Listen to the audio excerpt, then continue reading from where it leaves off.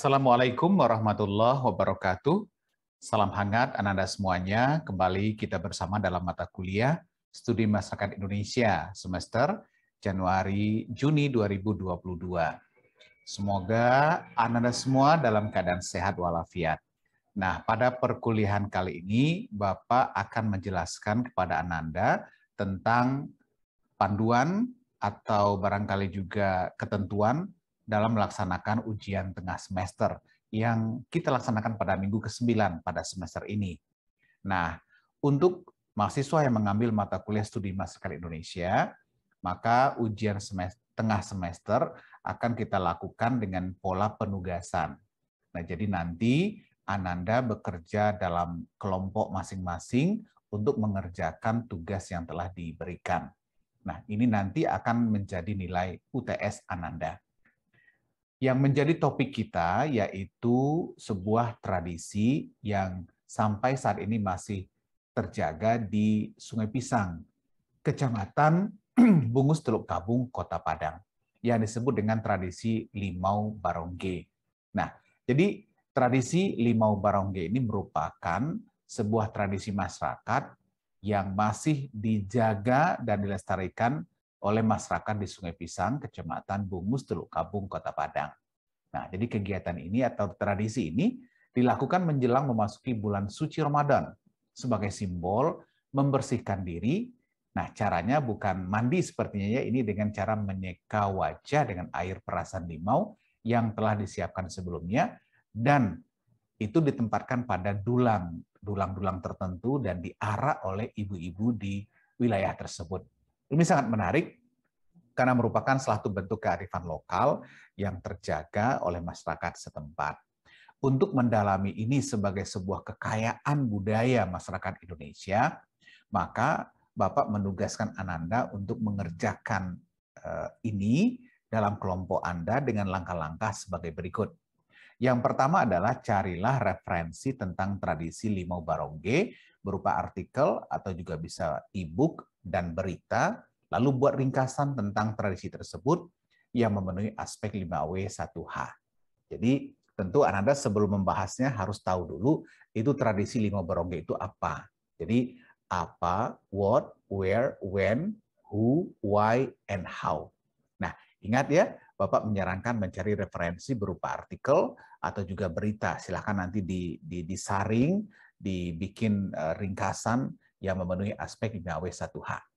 Kemudian, Ananda juga diminta untuk mengoleksi foto-foto dan video yang ada di media sosial atau di internet yang ada kaitannya dengan tradisi Limau Barongge. Silakan dicari foto-foto dengan resolusi yang bagus. Kalau foto itu punya copyright, maka Anda harus mencantumkan sumbernya. Setelah Ananda membaca referensi, mengumpulkan foto dan video, maka langkah berikut itu adalah satu orang per kelompok melakukan wawancara ke kantor camat Bungus Teluk Kabung. Jadi masing-masing perwakilan kelompok mengirim satu utusannya. Dan anggota kelompok yang lain membantu dengan mengurus surat izin melakukan kegiatan lapangan di jurusan masing-masing, ya, kemudian ke fakultas. Jadi Ananda baru bisa ke kantor camat setelah mendapat surat izin dari jurusan atau dari fakultas masing-masing. Nah, di lapangan nanti Ananda silakan untuk menemui camat setempat dan bagian nanti ada kasih atau kabid di situ ya atau kasih yang mengurus tradisi Limau Barongge. Jadi ada seksi khusus nanti yang mengurus itu. Nah, setiap perwakilan kelompok mencari satu informan yang memahami tradisi Barongge dan melakukan wawancara. Jadi nanti ketemu ke camat dulu, nanti dari camat kasih apa yang membawahi tradisi Limau Barongge, lalu nanti dari mereka, dari pimpinan atau pejabat di kecamatan itu, Ananda nanti diarahkan silakan temui Bapak ini, temui Ibu ini gitu ya. Jadi yang ditemui itu adalah tokoh-tokoh yang memang memahami Limau Barongge. Bisa tokoh adat, bisa tokoh agama, bisa Budo Gandong, dan lain sebagainya. Nah, ini beberapa pertanyaan yang nanti Ananda bisa ajukan kepada informannya. Jadi pertanyaan ini hanya sebagai panduan saja, Anda bisa saja menambahnya, atau barangkali juga ada pertanyaan yang bisa digabung, silakan saja. Yang penting kita tahu, kita bisa mendalami tradisi Limau Barongge, ya, di Sungai Pisang ini.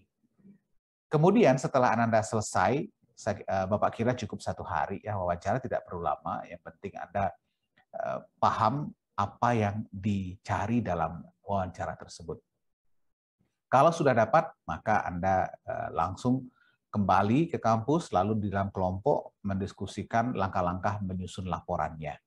Dan kemudian setelah laporan selesai, Ananda menyiapkan slide presentation tentang tradisi Limau Barongge, dan presenter dari setiap kelompok itu nanti Bapak akan tunjuk sendiri gitu. Jadi bukan dipersiapkan.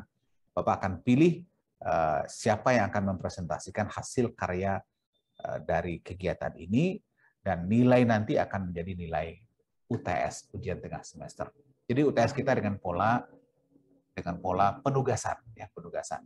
Nah, silakan saja Ananda semuanya memahami apa yang telah Bapak sampaikan. Jika ada hal yang belum dipahami, silakan nanti ditanyakan melalui WA grup kita. Nah, kemudian yang perlu menjadi perhatian yang pertama, rekaman wawancara harus dibuat dengan kualitas baik dengan mempertimbangkan kejernihan gambar dan suara serta tidak goyang. Jadi selama Anda melakukan wawancara dengan informan itu direkam dengan video. Direkam dengan video utuh saja, jangan dipotong-potong.